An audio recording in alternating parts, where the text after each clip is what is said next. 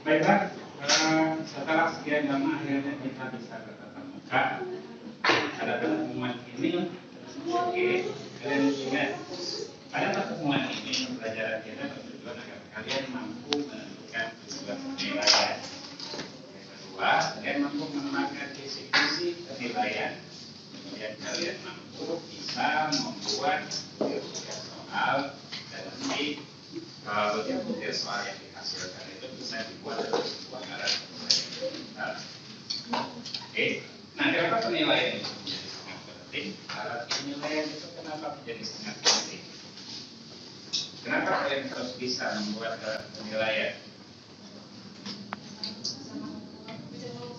Bisa mengukur kemampuan siswa. Oke, menilai itu adalah salah satu dari kompetensi. Salah satu kompetensi dasar itu yaitu menilai. Tugas guru itu mengajak, merencanakan, mengajar, terus menilai. Kalau nggak bisa menilai, berarti nggak lengkap penilaiannya, ya kan? Maka menilai itu menjadi salah satu keterampilan yang harus dimiliki oleh guru. Bagaimana kalau kita salah menilai? Ya, pernah salah menilai?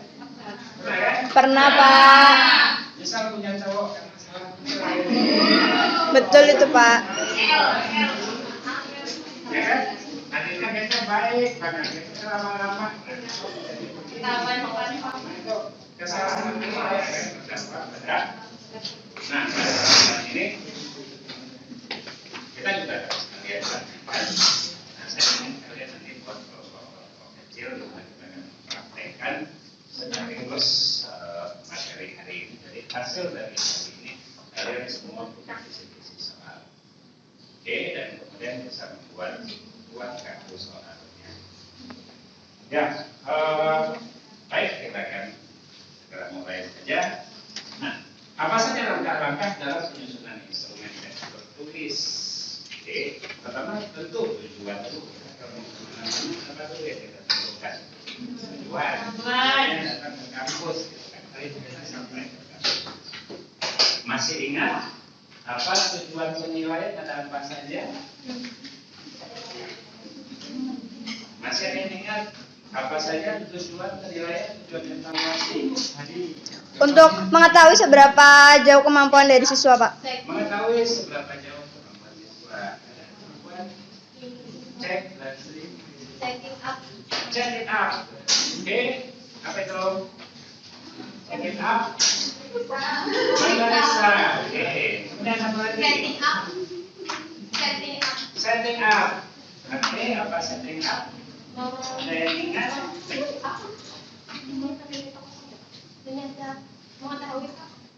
Mengetahui. Setting up. Mama.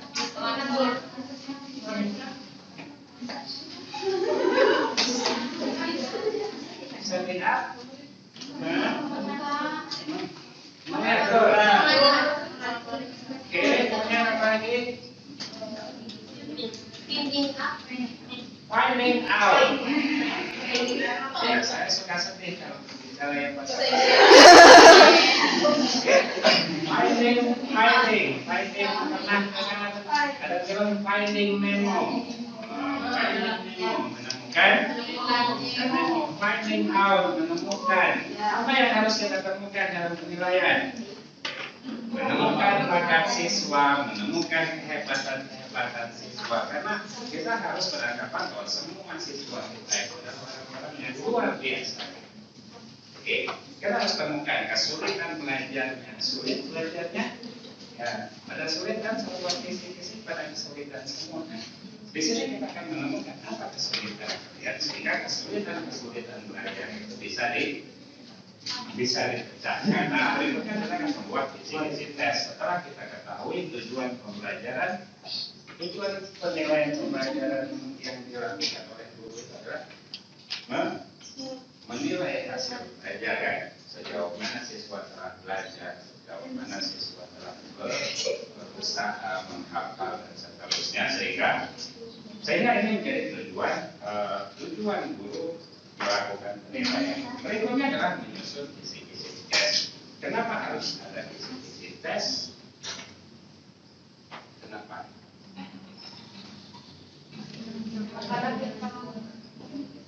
Ya, karena membuat tes itu nggak boleh sembarangan. Masuk kelas tiba-tiba tulis soal, ini kita ulangi kalian. Nggak bisa begitu,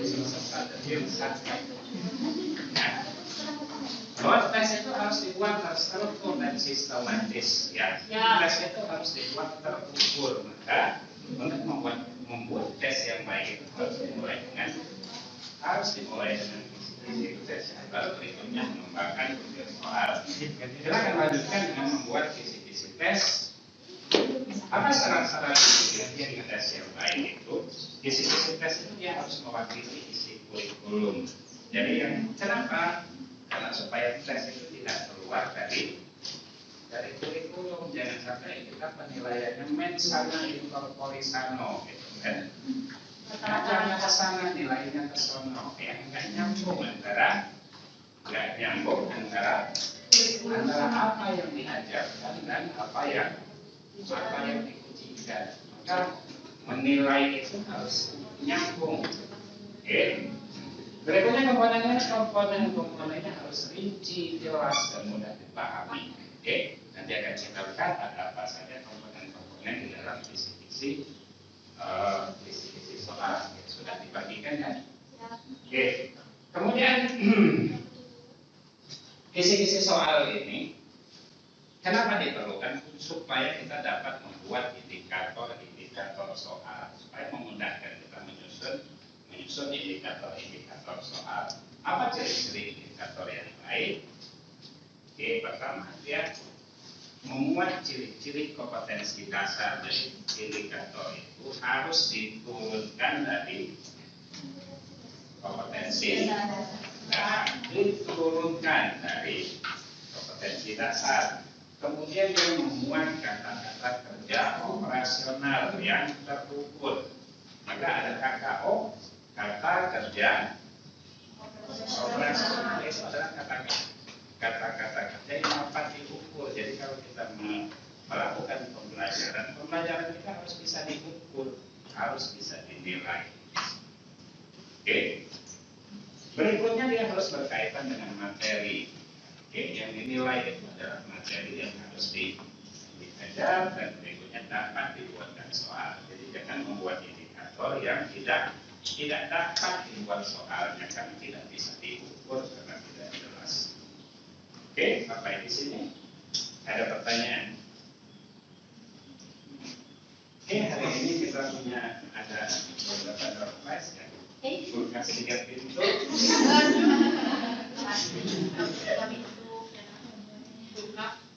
Oke.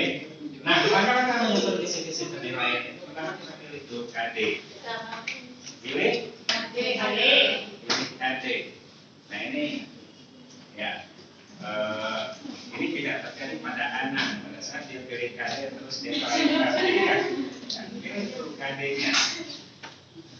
Kemudian pilih materi yang esensial dengan KD. Oke, kita akan lanjutkan setelah ini. Apa yang dimaksud dengan memilih materi yang esensial itu? Kemudian menentukan level-level kognitif yang sesuai dengan tuntutan yang ada di dalam KD dan berikutnya merumuskan indikator. Oke, segera kita akan bentuk kelompok. Silakan masing-masing buat 5 kelompok. Pelan-pelan saja. Sudah ada Pak, sudah ada kelompoknya. Cuman kan sekarang nggak lengkap, Say. Tadi yang ada di sini aja. Iya. Ini cuma berdua. Iya loh. Oke, silakan buat kelompok dengan 5 orang. Oke, Mak. Dengan 5 orang. Ya, silakan kalian mendekat.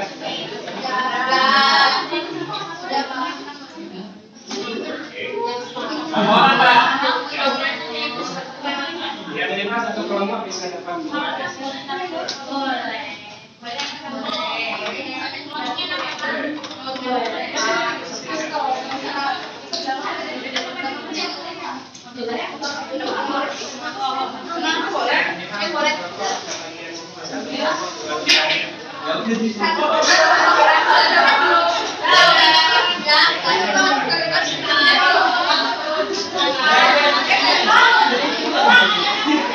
Ya, nah, yang perlu ada keributan ya.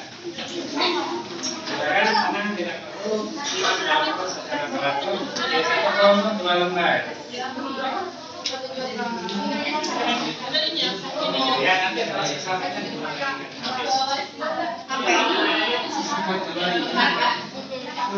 ya, ambil kartu sebelumnya. Bukan ya. Itu jadi. Enggak, gitu Pak. Ya, nggak punya temennya.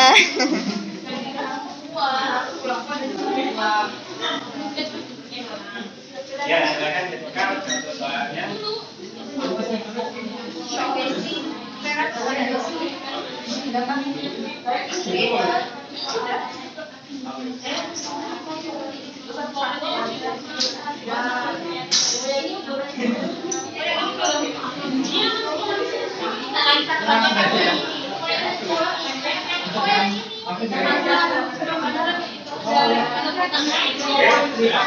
Sudah habis, kita akan mulai.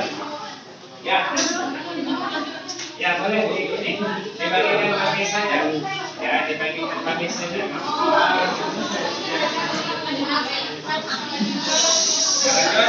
Ya, dia. Ya, ini kalau mengajar anak siswa SD begitu kami. Ya, harus tangan-tangan mengajar siswa SD. Oke. Oke, berikutnya ini contoh format visi-visi soal. Ya, format visi-visi soal. Baik, dimulai dengan mengisikan kompetensi dasar. Satu kelompok silakan tuliskan. Ya, kalian sudah buat satu kan? Silakan kalian rundingan pilih kompetensi dasar siapa yang mau diambil. Silakan kelompok mendekat. Ya, mari kita saja mendekat saja.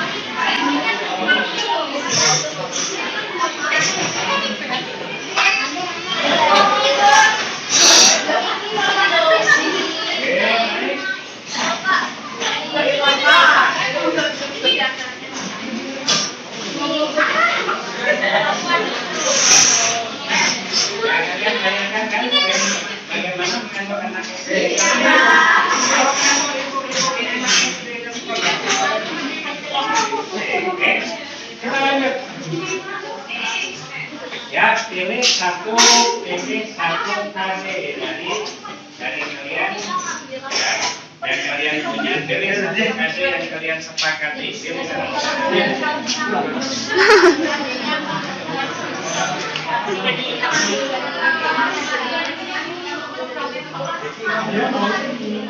siapa yang tidak?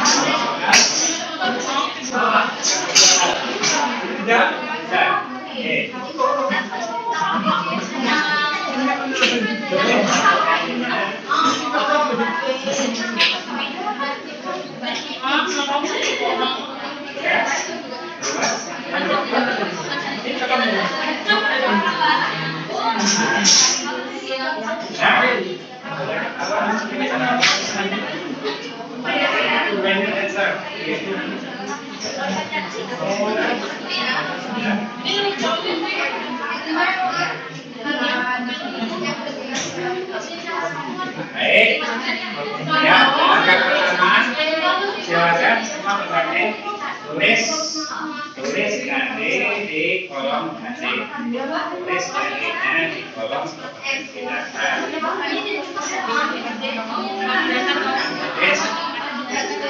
Tulis rumusan KD, ada punya KD-nya.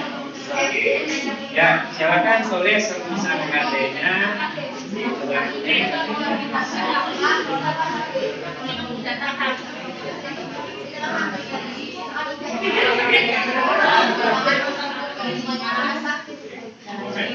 Apa sih yang nggak boleh?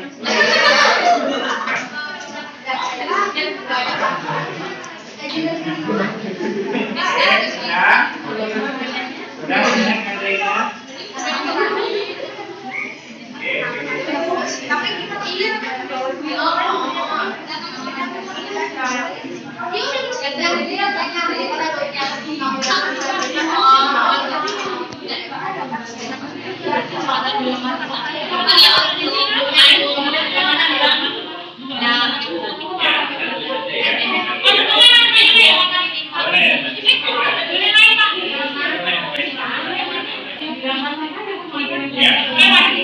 Materinya, KD yang dipilih adalah materi kalian sebagai guru kelas, jadi bukan agama, bukan olahraga,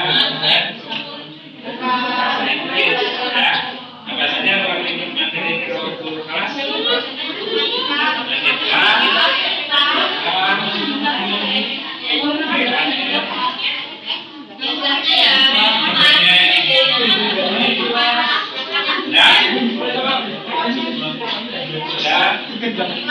ya, berikutnya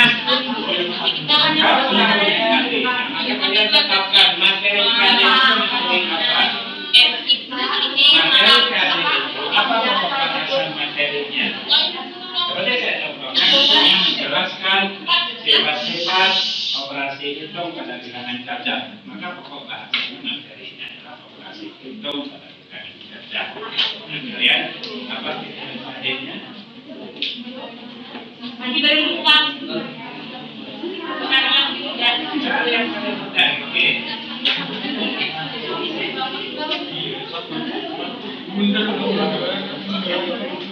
Oke, tuliskan pokok bahasan materinya.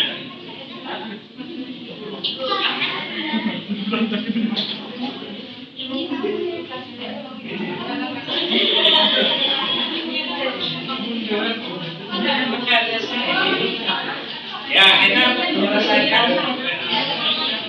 Ya, format materinya boleh di format indikator, boleh diganti dengan materi. Carikan di format indikatornya.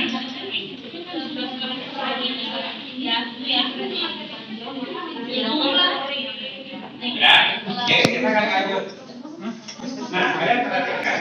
Setelah kita dapat materi, apa yang harus kita lakukan? Yang harus dilakukan terlihat.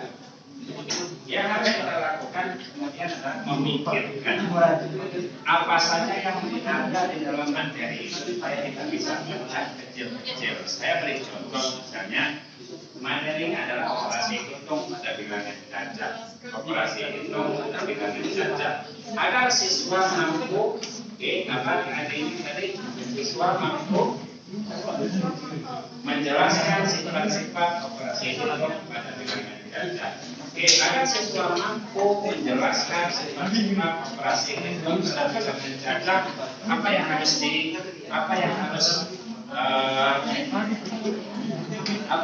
dimiliki siswa, kemampuan apa yang harus dimiliki siswa supaya dia bisa menjelaskan sifat-sifat operasi hitung pada bilangan cacat. Ya, oke. Oh, ya salah lagi. Ya, silakan perhatikan kembali ke depan. Setelah kita dapatkan materi, maka berikutnya kita harus membreakdown, memecah, ya. Di dalam materi operasi hitung pada bilangan cacat itu apa saja yang harus kita ajarkan? Apa saja yang harus kita ajarkan sesuai dengan materinya. Pertama, supaya siswa bisa memahami operasi bilangan cacat, siswa harus tahu dulu dong bilangan cacat itu apa kan? Ya, siswa harus memahami pengertian, dia harus tahu dulu pengertian bilangan cacat, dia tahu dulu bilangan cacat itu apa. Oke. Ya, kemudian operasi hitung pada bilangan cacat, sifat-sifat operasi hitung pada bilangan cacat. Karena KD adalah siswa mampu menjalankan operasi hitung pada bilangan cacat, maka materi kemudian sifat-sifat operasi hitung pada bilangan cacat. Oke, ada apa saja operasi hitung pada bilangan cacat? Ada penjumlahan,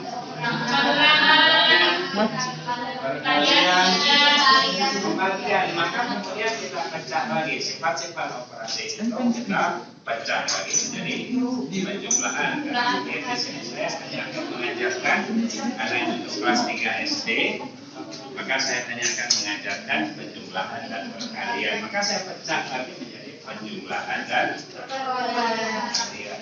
Sifat operasi hitung penjumlahan kemudian kita pecah lagi, ada apa saja? Ada asosiatif, ada kumulatif, ada sifat tertutup. Kemudian perkalian ada apa saja sifatnya?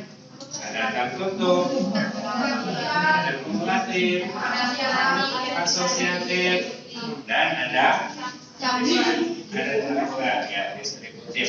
Sehingga kita sudah pecah ini menjadi bagian terkecil-kecil. Inilah rumusan tujuan pembelajaran kita. Inilah yang akan kita ajarkan.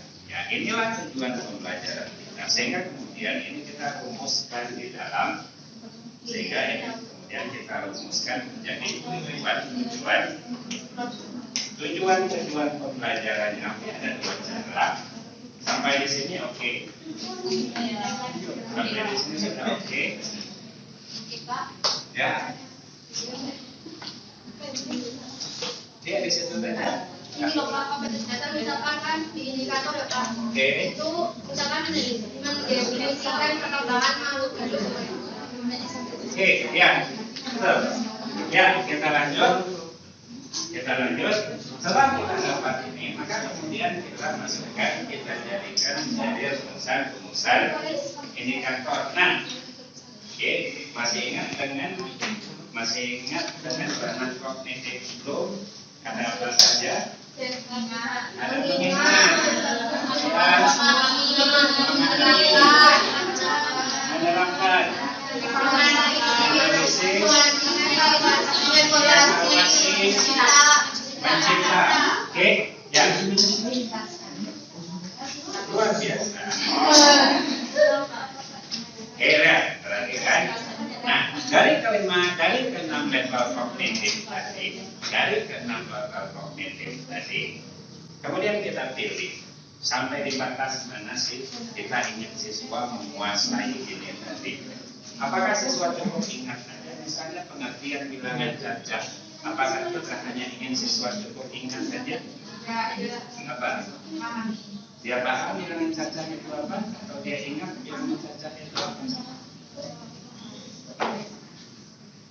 Ya, kita yang menentukan kan? Kita sebagai guru yang menentukan. Apakah kita hanya ingin siswa cukup dia ingat bilangan cacat itu apa? Atau sampai dia bisa menjelaskan, ya? Sampai dia bisa menjelaskan bilangan cacat itu. Maka kita lakukan. Kalau kita ingin C1, dia hanya cukup mengingat saja, ya. Kalau kita hanya ingin siswa sampai cukup mengingat saja, maka gunakan kata-kata kerja operasional pada C1. Siswa mampu mengidentifikasi pengertian bilangan, atau siswa mampu menentukan pengertian bilangan cacat. Kita berikan berapa pengertian yang bisa pilih. Oh, yang itu bilangan cacat pengertian. Kalau siswa bisa menyebutkan bilangan cacat itu apa, oke. Atau siswa bisa menunjukkan dari beberapa pengertian ini mana yang pengertian bilangan cacat dan seterusnya. Intinya adalah gunakan satu kata kerja operasional pada level C1, mengingat kalau yang kita inginkan adalah siswa mampu mengingat. Tapi saya nggak mau. Saya ingin mahasiswa saya lebih dari hanya sekedar ingat. Saya ingin siswa saya sampai dia memahami, dia mampu memahami dan menjelaskan kepada kawan-kawannya di depan